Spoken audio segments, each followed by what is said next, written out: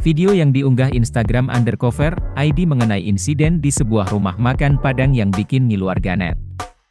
Terlihat awalnya karyawan rumah makan yang hendak menata makanan di etalase. Namun saat piring lauk diletakkan, kaca penyangga pecah dan membuat piring lauk lainnya berjatuhan. Terlihat piring dan lauk jatuh berhamburan ke bawah dan pegawai rumah makan panik. Hingga video ini viral belum diketahui lokasi dan kejadian video tersebut.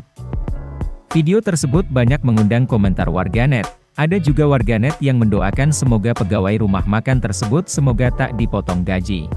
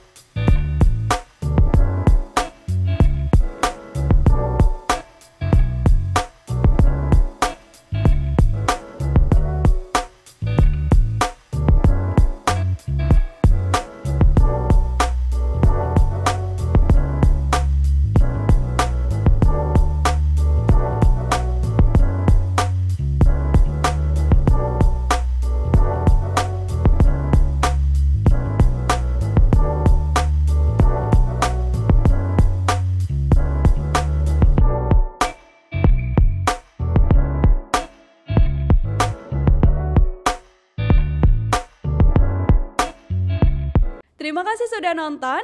Jangan lupa like, subscribe, dan share ya.